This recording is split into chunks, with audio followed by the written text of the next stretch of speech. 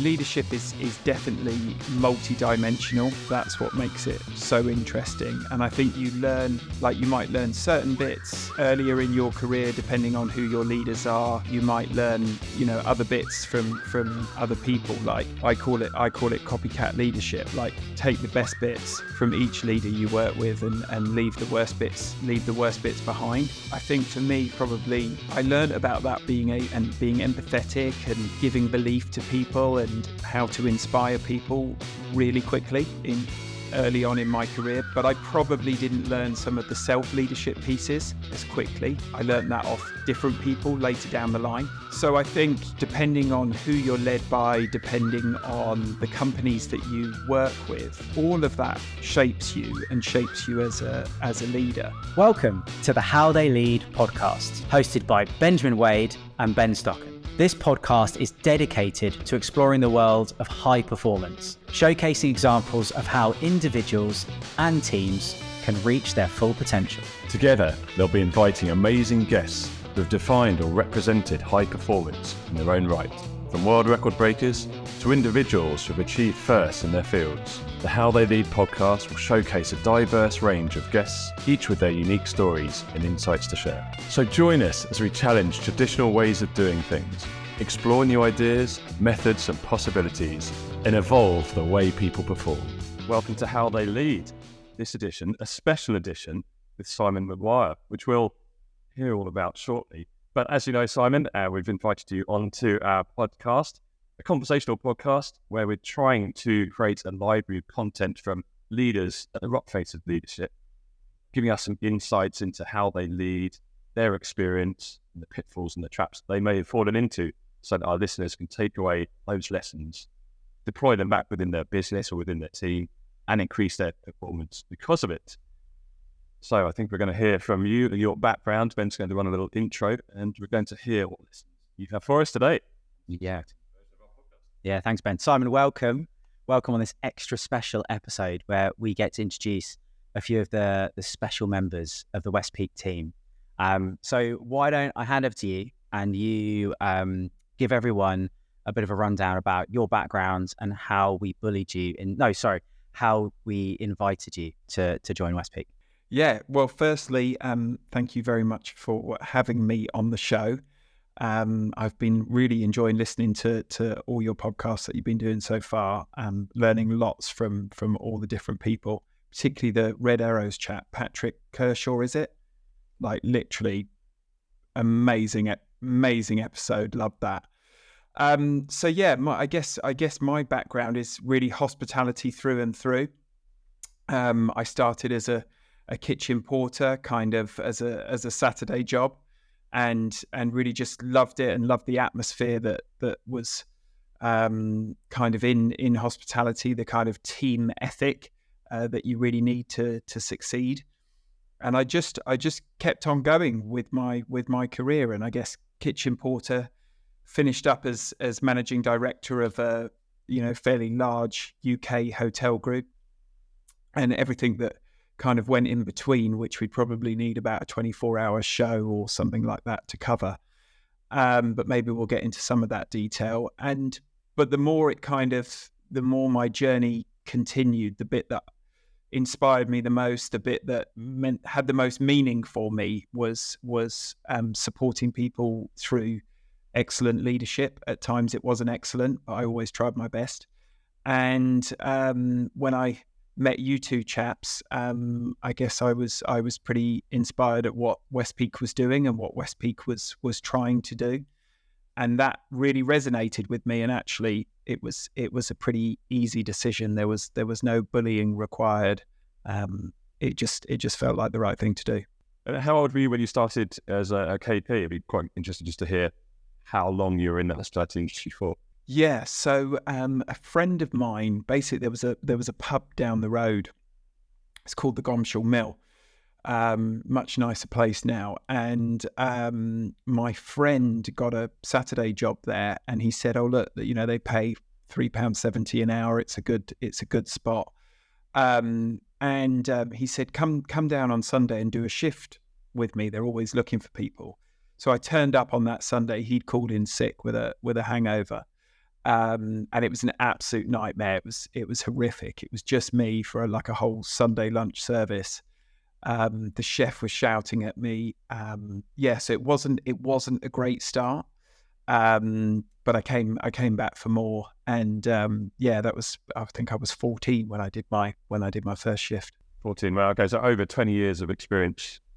Bartender, hospitality. 25. You say 20, I say 30. I was going to go. I went low there. Yeah. Let's Over go 20 with, years of experience. We'll go in the middle. Let's hit 25. Okay, 25. I'm really looking forward to this because my experience obviously is like the Gordon Ramsays and hearing about the shouty chef. So it's going to be really interesting to see what takeaway to you from your 30 years of experience in hospitality and the leadership, and how you grew as a person and grew your leadership ability throughout those 30 odd years. Yeah. So Simon, I think for me, obviously we met you as a client first. So I'm not going to ask a difficult question as to why you chose to work with us, or even answer Ben's many calls and emails. But what would be great to know is, like, over that 25 years experience in hospitality, and some of the amazing brands that you've worked with over that time. How has that crystallized your kind of philosophy around how you think leadership works? Yeah, so I think early on in my career, I felt the way that leadership worked was that you just outworked everyone. Particularly in hospitality, there's kind of this never say, or there was this kind of never say die attitude.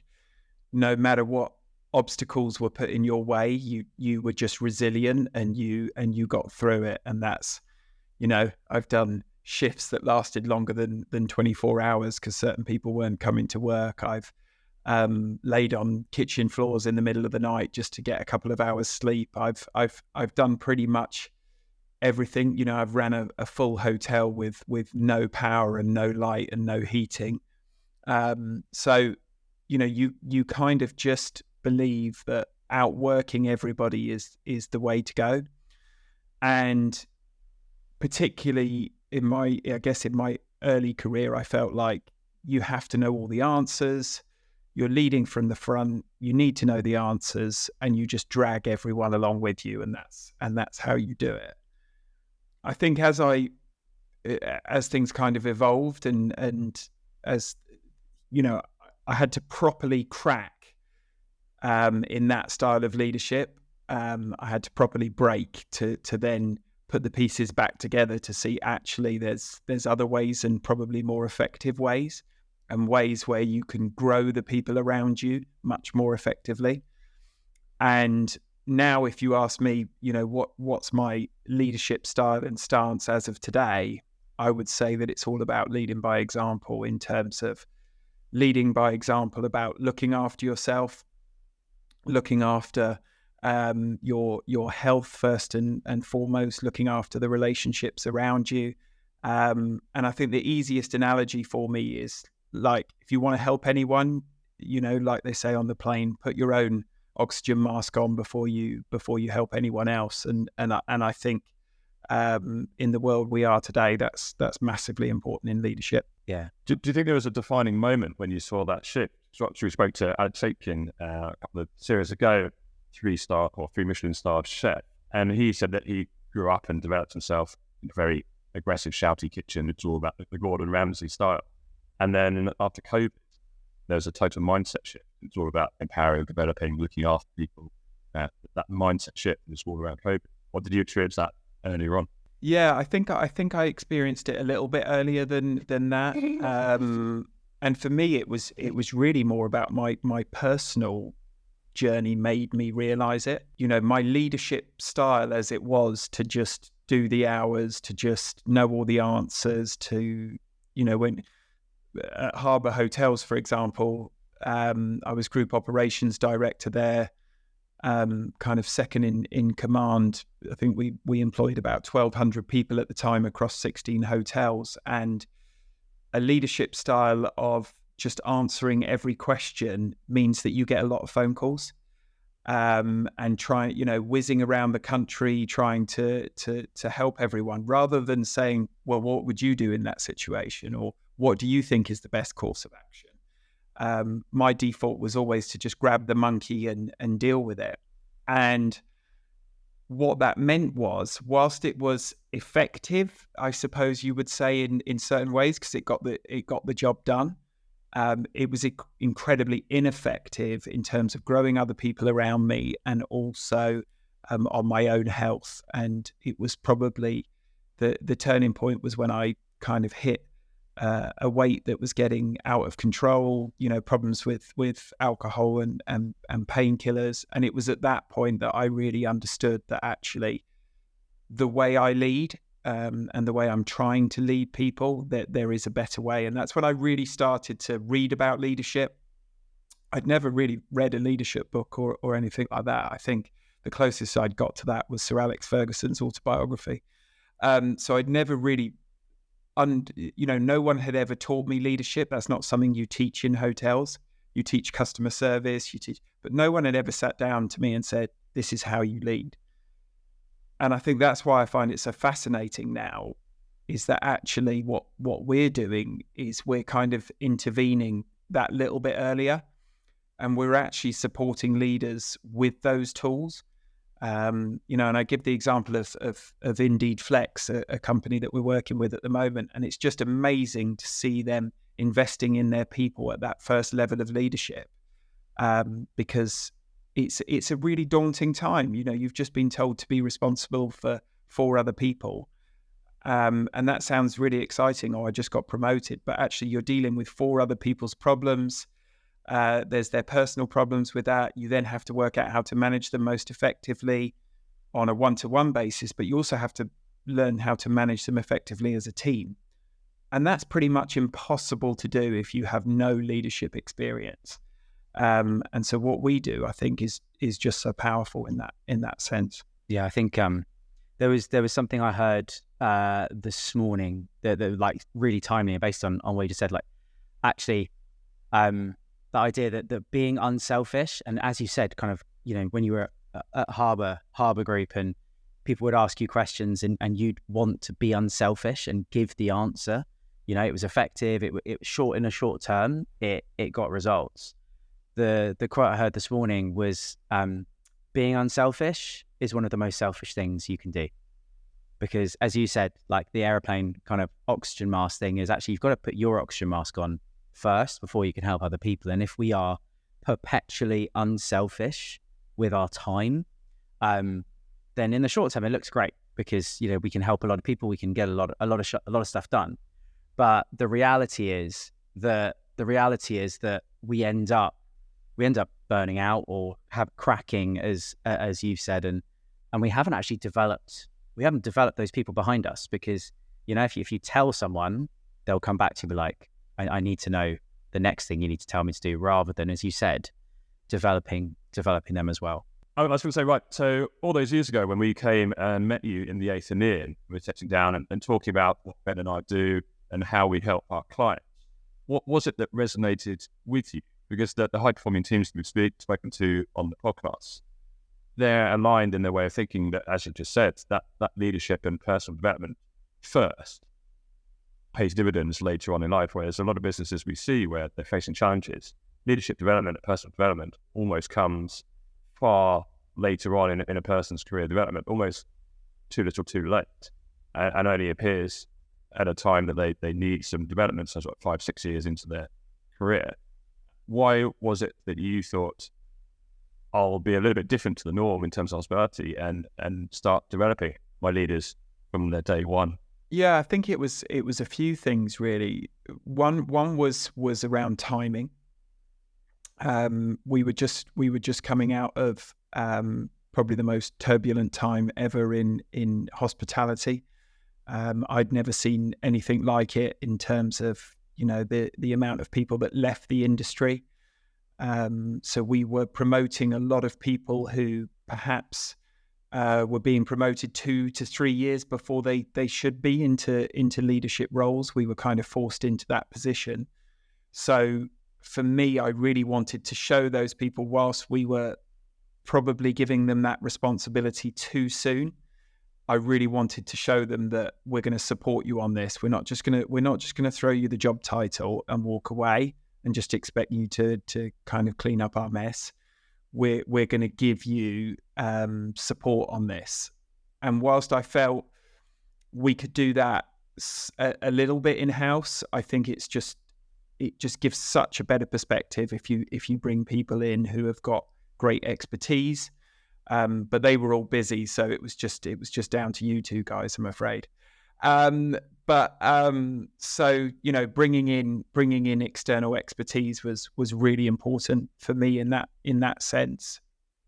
And then I think the other thing, not just timing, but I had a really good conversation with someone, and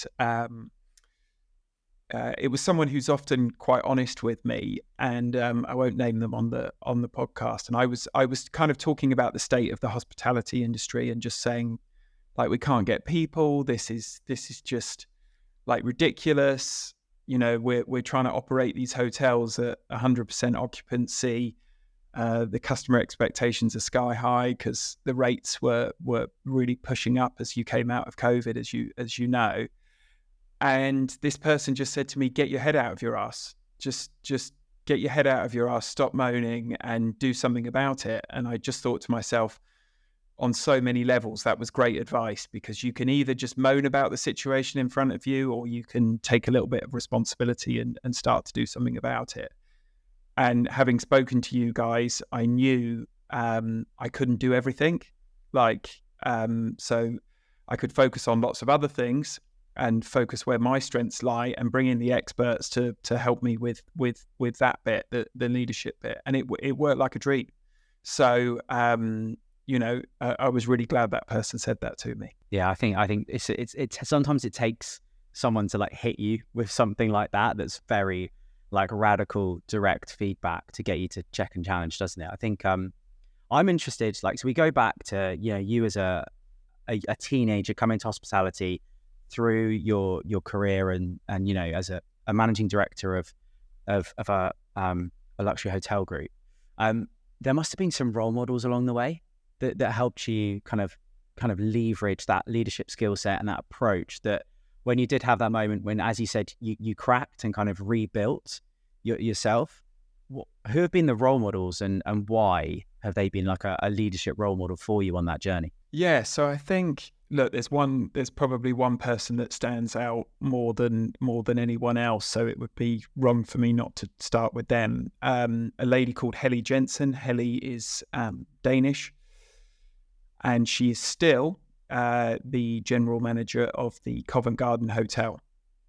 And I first met Helly as a receptionist. I was 3 months into a training scheme with a company called Firmdale Hotels, and I was just really struck by the way she led instantly, and she did something that is funny now, working in the leadership space, seems so obvious to us, but still doesn't seem to happen with probably the majority of companies we talk to in the first instance. And was that why? Like, she gave everybody in that property, and it's still there, and people work for her for 20, 30 years, there is always this very clear why. And it was just repeated day in, day out. And that why is that we are going to make this the best ever hotel experience for our guests. And so every day, like, we would have a morning briefing at 8:15, like a lot of hotels do. But every day that briefing was not, it was just centered around what can we do to make that guest stay special? Like, this happened last night. What are we going to do to fix it? It's this guest's birthday today, and they're bringing their son for the first time to the hotel. What are we going to do to make that extra special? And we had like 70% of repeat business there. We knew our customers inside and out. Like, if I go into London and I go and walk in the Covent Garden tomorrow, I'll probably know about half of the guests in the restaurant still. It's like mad.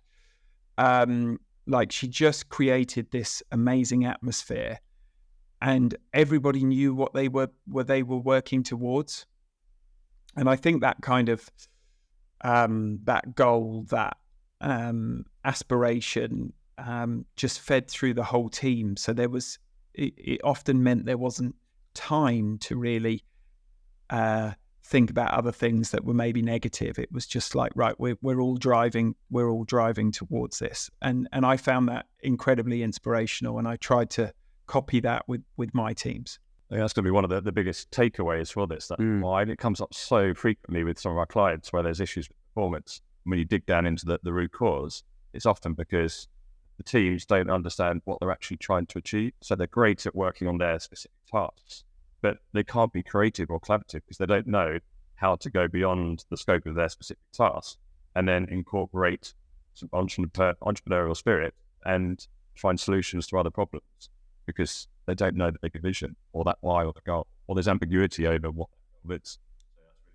Yeah. And I think just kind of it's the why, and then what I hear from you, Simon, is the why is strong.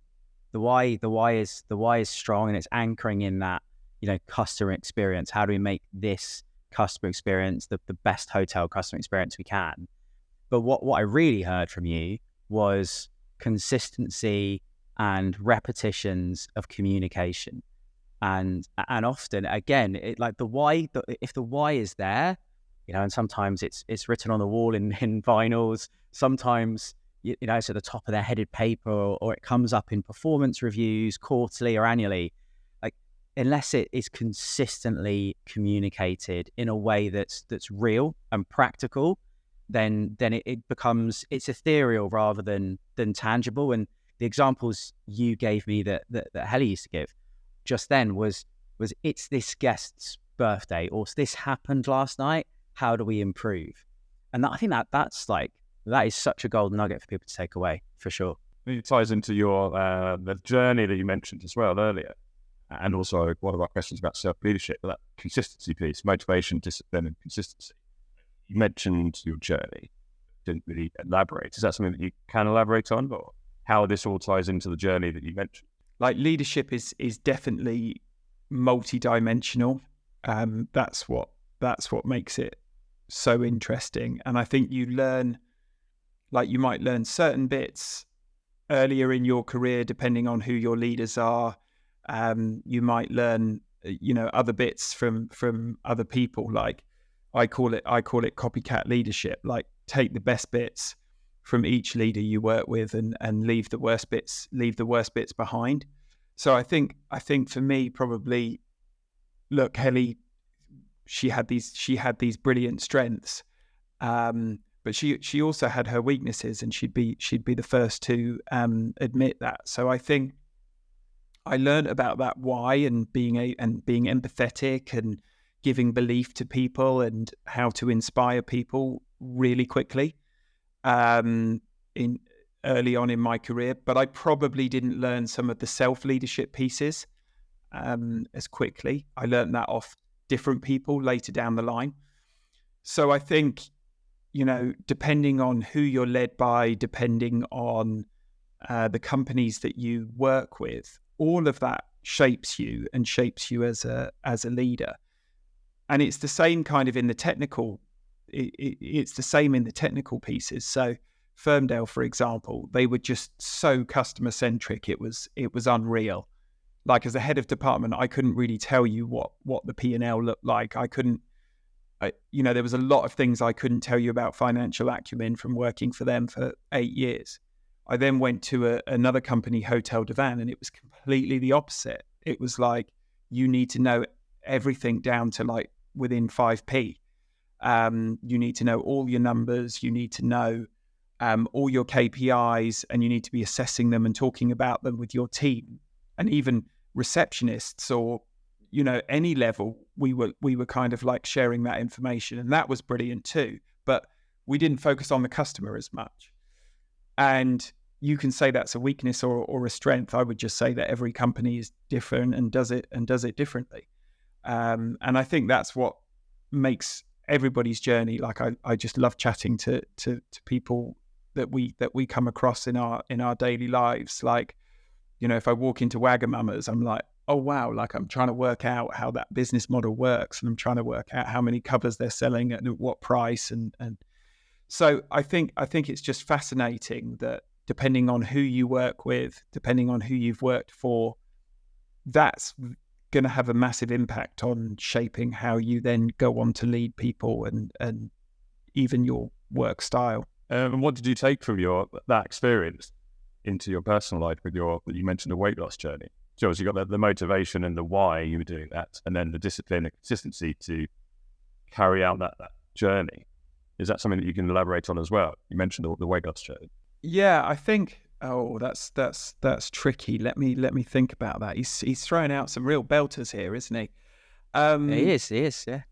So I think probably what I learned from, like, if you take that heli piece, like, it was like the morning meeting is 8:15 every single day, and that's our chance as a team to reflect on what's happened, and it's our chance to put that to bed if anybody wants to put it to bed, and it's our chance to then take responsibility and move forward. And so we're going to take responsibility for what happened, and we're going to take responsibility of the day to make sure it goes better than it did yesterday, and that we move forward as a team. And actually, the weight loss journey ended up being the same thing. I need to reflect on yesterday, or as in my case, I need to reflect on the last few years that I've completely dropped the ball on my own personal health. But there's no point in kind of blaming anyone or getting angry about that. I've just now got to take personal responsibility and self-leadership and look forward. And all I can control is my next moves, is my next steps.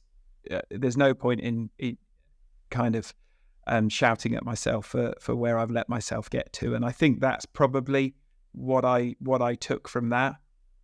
And I try, as you know, I do a bit of keynote speaking, and lots of people come up to you afterwards and they say, "Oh, like that was really inspirational. Thank you. It's given me a lot of confidence in thing." And I think so often too many people spend too long in the past or looking backwards and kind of giving themselves a hard time, rather than just understanding, just control the next thing in front of you and make that work, because that's the only step you can take. Don't waste time looking back.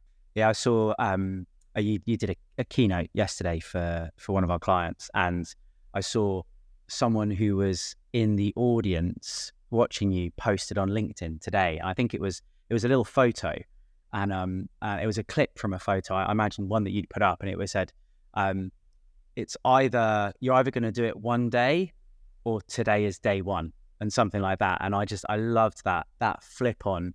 It's like it's one day or day one, and I think that's really important. And when it comes to like this lands in terms of leaders or people in business. We all have bad days. We all make bad people decisions.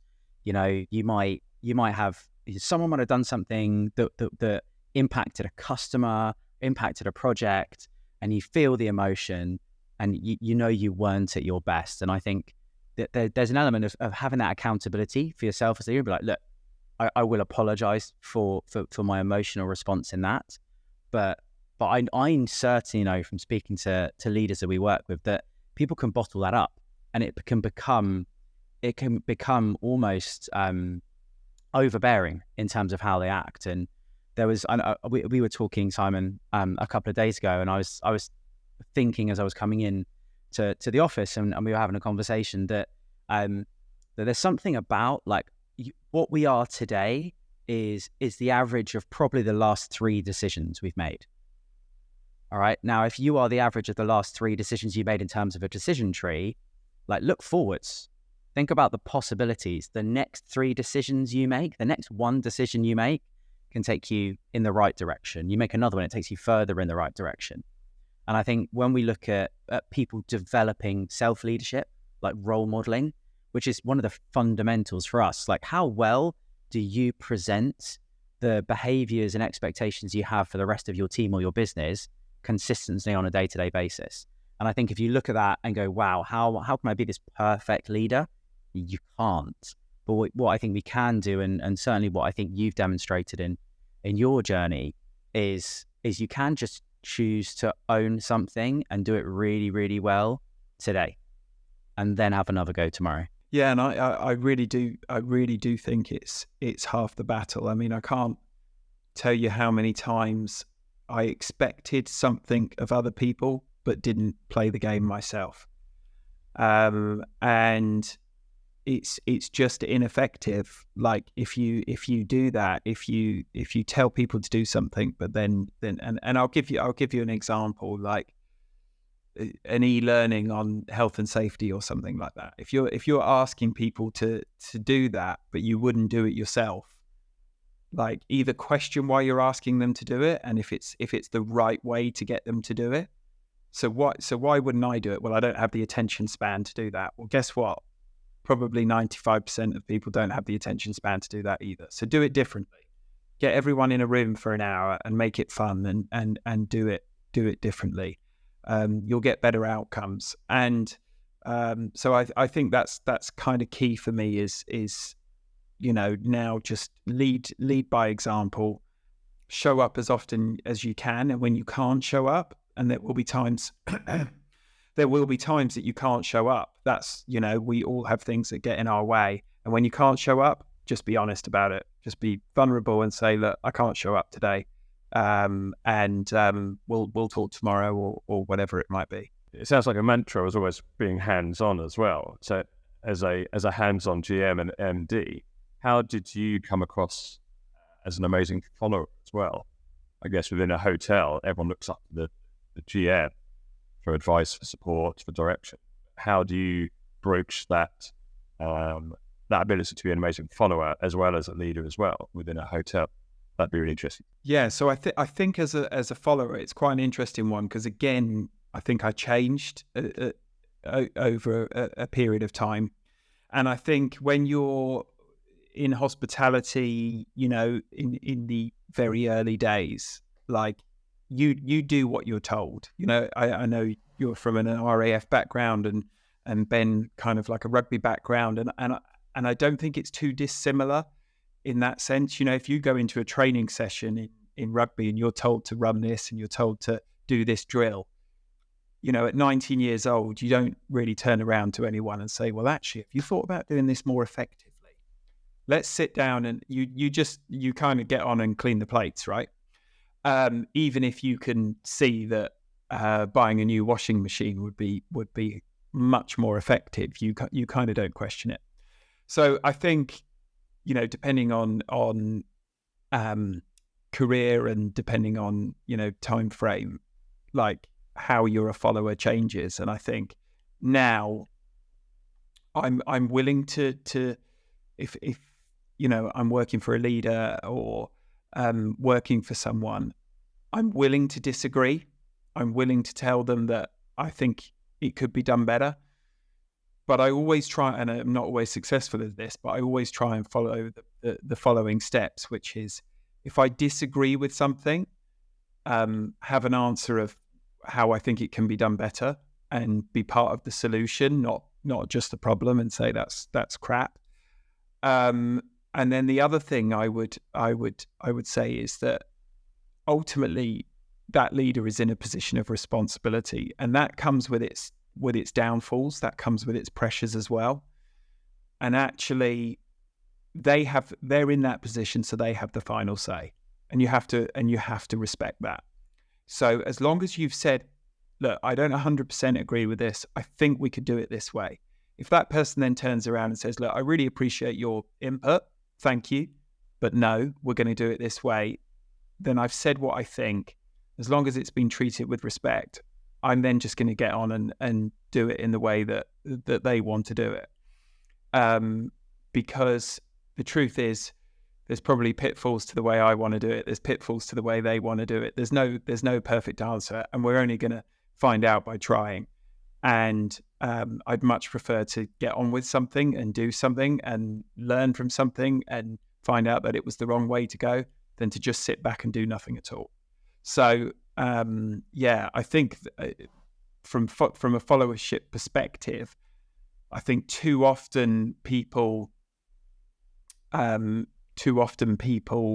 will disagree with something but not say, because the trust isn't there. If the trust isn't there, followers feel like they can't voice what they want to say. And that's something, I'm always keen to emphasize with people we work with, is you want people to disagree with you.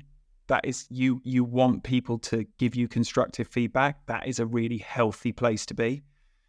And how you treat that feedback is just so, so important, because if you brush it off, they're not going to come back again. If you label them as someone that's negative because they've given you constructive feedback, they're not going to come back to you again. They're going to get disenchanted and they'll probably leave or just become toxic. So, when someone gives you that feedback, like, thank them for it. Like, that's a really great idea. I really appreciate that. Maybe ask them some more questions on it to find out, be interested, and, give it some consideration. And I think that's how you get great followers in your team. And that's also how you become a great follower. I hope that answers your question, Ben. It did, yeah. But it's raised a lot more. Yeah. I've got one straight off the back, and actually, I think there's a question, but there's something that I'll add to that, is that often I think leaders, when they get that feedback, they feel like they have to answer it in the moment straight away. And actually, some of the best times, if you're not sure that someone who reports to you is coming to you with some feedback, you're not sure if that feedback is going to fit into the bigger part of the strategy, but you want to honor it, I agree. Thank completely. But you can also say, like, can I take this away? And I'll come back to you at this point. And I think making sure you come back and circle back is really important. But I think there's something also about, like, the honor in considering it and not necessarily dismissing it in the moment, unless it's a terrible idea. In which case, no, I'm joking. But honoring it is a really important bit. And I think those steps you outlined are really helpful for everyone. Like, come with a solution. If you're going to give some feedback, as a follower, I don't think this will work, because what about these 2 to 3 ideas I've had? And then the receiving side of that, as you said, like thanking, honoring it. But then also you've got to help that person understand why they need to disagree and commit. Because you might say, look, we're not going to do those because of this. And I think the trust bit that you talked about, that really deepens that trust for sure. Yeah, I think that ties into the question that I had off the back as well. It's a strange industry to be in, I imagine, where you've got your client or customer who's on site with you for potentially 24, 48 hours or longer, seeing, watching, noticing everything that you do. So as a high-performing hotel team, what takeaways could listeners or other businesses take from your specific example? Because success and failure probably hangs in the balance of so many different areas within the hotel. What is critical, what would you say is critical to make, the guest have an amazing stay, but also to be a high-performing team for that 24, 48-hour period when your customer is always watching? Is it that trust, or is it debriefs? Wow. Well, first of all, I'm going to pay you a compliment. That is an absolutely outstanding question, and one that I've never had before. Wow. So thank you. Hats off to you. And it's never something I've even really considered or recognized, because that's just always been the way. And I suppose I've never thought of businesses not really being in contact with their customers all the time. But so let me try and answer this. Okay, I think what's probably quite important here is like putting, I'm not sure whether it's like putting on an act, but like you couldn't allow yourself like telling someone off or telling someone not how to do something or something like that in a hotel, like in a live environment. It's just an absolute no. It's just an absolute no. Like if you want to give someone some feedback as a manager or a supervisor or a leader, you take them into a safe space and you give that feedback, because a customer seeing that, like, that is not a good look. So I think that's the first thing and that's a good thing, because actually that should be happening. I've seen it quite a few times when I started to go into roles where I was in offices more often. I've seen leaders kind of give feedback in the moment to people in a pod, in a group of like desks, and I've just thought to myself, that's not good. You should take them to one side. The rest of the team don't need to hear that. So I think that's probably the first lesson you learn from that. And actually, I think the second lesson you learn is you want to create a great environment for these guests. You want, I always think the best hotels is this kind of seamless feeling where the team are just as happy as the guests, and there's not this big barrier. There's got to be professionalism, but there's not this kind of desk here and that's them and this is us. It's this kind of melting pot of people, and I think you get that. Again, it's that, I used to do a lot of work with general managers, and I used to say, like, when you walk the floor, like, treat your team just like you would treat the guests. So to a guest, you would say, "Hi, how are you today? Like, how's your stay going? Are you enjoying yourself? What are you planning today?" Well, why not talk like that to your team? Like, "Hi, how are you today? What's been happening? What are you planning to do after work? Oh, nice. How's Auntie Doris?" Like, asking those questions, like, it should be the same. And I think that creates that atmosphere of kind of a high performing team within a hotel, that you're going to treat them like you would treat the customer. I think there's that psychological safety piece that you talk quite a bit about, Ben. I think that fosters, doesn't it? It's actually like, oh, the GM's here, like, I need to, stiffen my back up, etc. Actually, if you're engaging authentically and you're interested in them, then you lower the pressure levels, and we know that people perform better when they don't feel under pressure. They feel stretched, but they don't feel under pressure. Great example. Great question. And I always knew the general managers who were not empathetic with their team, who weren't leading by example. And I'll tell you what I mean by that, and I definitely won't name any names. But if as an MD you go into a hotel and you haven't been in there for 3 or 4 weeks, and you start talking to people and start talking to the team, and they tell you stuff and all that sort of thing, and then you go to a GM and you say, "Oh, such and such told me this," and "Oh, really? I didn't know that." And you think, okay, how did you not know that big piece of news? Or how did you not know that person had left or was feeling that way? Or for me, that kind of gave me red flags straight away. I used to think, okay, well, you're in this hotel every day, 5 days a week, hopefully. That used to ring alarm bells for me. So it's quite interesting in terms of that sense as well. Yeah, thank you.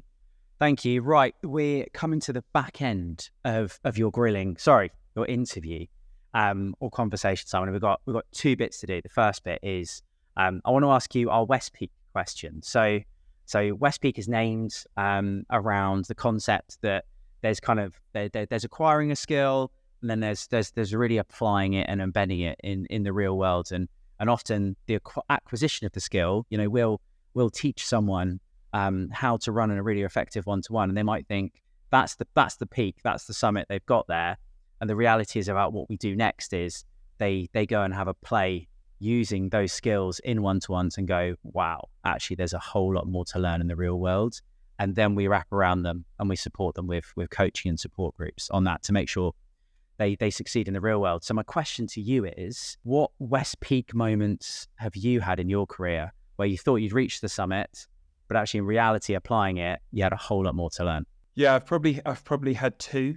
I've probably had 2 moments like that, I would say. I did a project where I opened a new hotel It was a brand new building, completely from scratch. Huge investment. It was the key investment for the company, and if it had gone wrong, like, it would have put the company in a really difficult position. So it was a big property as well, and it was the Southampton Harbour Hotel. And there was with openings, there's always this kind of big lead up. There's like 18 months, and you're kind of getting everything in place. You're getting the right people. You've got a date to work towards. You're working on the menu. You're working on the kind of structures, the pricing, like so much. You're learning so much.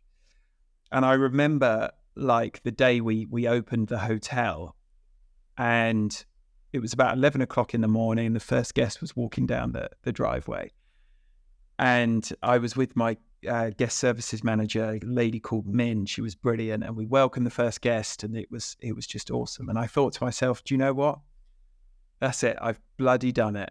We've opened this hotel. Like, 18 months of, like, there were some really long nights in the last few weeks. And I was like, I just went back upstairs to my office and just sat back in my chair. I was like, you've done it, Maguire. Well done. You've done it. And then about 5 minutes later, someone knocked on my door and said, can I speak to you? And it was the spa manager. And this is day one of the hotel opening. And she said, I'm really sorry, but I want to resign. And I said, whoa, okay. How can you do? I took it quite personally. I was like, how can you do this to me on day one? And actually, her reasoning was just absolutely sound. Like, she was absolutely right to resign and to go. And the pressure of opening a hotel, like, had really told on her. And we're still in really good contact now, actually. And like, that made me think of that kind of false summit. Is like, you've done this big project, I'm sure you've had it 100 times over with starting up West Peak. Like, there's moments where you're going to feel like, oh wow, we've done it here, we've nailed it, and then 5 minutes later you're brought back down to earth by something, whether it's a client or not wanting to work with us or anything that it might be. But so for me, there's just so many false summits, and I think probably the second false summit was fairly similar, which was through COVID. Was that whole COVID piece was pretty horrific. Shutting down 5 hotels, reopening, shutting, reopening, all of the rules and regulations around it. And when we reopened the first time, all of the kind of technology providers had furloughed everyone. Supply chain was just in a complete mess. And we managed to get the hotels open all on day one, all 5 of them. And again, I had that moment where I was like, brilliant. We've done it. We've got the hotels open. You can relax. And then there was just this wave of issues, like with like hot water not working because we hadn't used it properly, with like suppliers not turning up with food. Like, the customer themselves had changed massively in that like 6 months of locking them down. They wanted things differently. They weren't willing to like stand in a group of people anymore. Like, just, it's like the whole world changed overnight. And so that was a big false peak for me as well, in terms of like, I thought we'd made it. I thought we'd opened these hotels back up, and we had a plan for everything. Yeah, our plan had to change again 10 minutes later. Thank you. Yeah, appreciate that. Thank you. I've got some quick fire questions. Yeah. Let's do a few. Let's do it. I know Simon likes to act under pressure, so let's put him under a little bit of pressure. Simon, for success, motivation or discipline? Discipline. The best advice is Lead yourself first. Preparation or action? Action. feedback is Good. My biggest mistake was Joining you weirdos. You're getting faster at this, but I think we can go. Okay, ready? One-to-ones are Important. never do what in a hotel? Oh, I can't answer that. Anything goes. Oh, okay, cool. Measure twice or cut once? I'm a cutter, yeah. Okay, and the last one, are you ready? Which Ben? Matt Hall and Joe Murphy. Nice. Well played. Simon, thank you so much for coming on this special episode of How They Lead. Ben, do you want to say goodbye? Yeah, it's been really insightful. I like that, and I resonated with it a lot, especially with the consistency, doing the small things, doing them right, and then that feedback mentioned as well for high performing. Thank you very much, Simon. I enjoyed that immensely. My pleasure. Really enjoyed it. Thank you, guys. Thanks for joining us on the How They Lead podcast. We hope you've enjoyed this episode and learned something new about the world of high performance. If you have any feedback or suggestions for future episodes, please don't hesitate to reach out to us. And don't forget to subscribe to the How They Lead podcast on your favourite platform so you never miss an episode. Until next time, keep pushing yourself to reach your full potential and evolve the way you perform. And remember, just because something has always been done a certain way doesn't mean doing it a new way can't work.